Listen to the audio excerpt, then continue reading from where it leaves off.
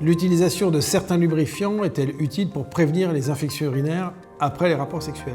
Bonjour, je suis le professeur François Habb, urologue à Paris. Pensez à vous abonner à notre chaîne YouTube pour avoir accès à nos contenus.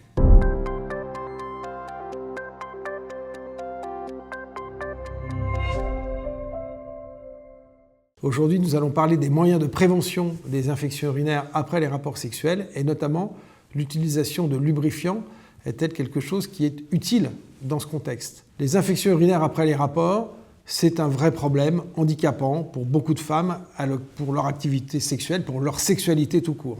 Alors, parmi les moyens de prévention des infections urinaires post-coïtales, il faut utiliser tout ce qui peut réduire les frottements entre le pénis et la paroi vaginale. Et bien, dans ce contexte, l'utilisation de lubrifiants est forcément très utile, notamment lorsqu'il y a une sécheresse vaginale, pour éviter ou diminuer cette sensation ou cette notion de frottement qui vont favoriser la pénétration des germes depuis la cavité vaginale à l'intérieur du canal de l'urètre. Alors attention, il ne faut pas confondre lubrifiant et trophicité vaginale. Le lubrifiant est véritablement un composant, une substance qui est faite pour favoriser, si j'ose dire, la glisse au moment du rapport sexuel, diminuer les frottements. Il ne faut pas les confondre avec les traitements crème, ovules ou autres qui sont mis dans le vagin pour nourrir la paroi vaginale et qui ne sont pas en soi des lubrifiants. Je pense notamment au traitement hormonal œstrogéné que l'on met dans le vagin, soit sous forme d'ovule, soit sous forme de crème vaginale, qui n'a pas un effet de lubrifiant en tant que tel, mais qui va nourrir la paroi du vagin pour qu'elle-même, à ce moment-là, se remette à sécréter les substances qui permettent la lubrification naturelle de la paroi du vagin.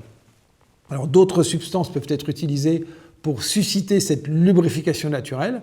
On sait que beaucoup de femmes vont utiliser des huiles essentielles qui peuvent aider à cette lubrification.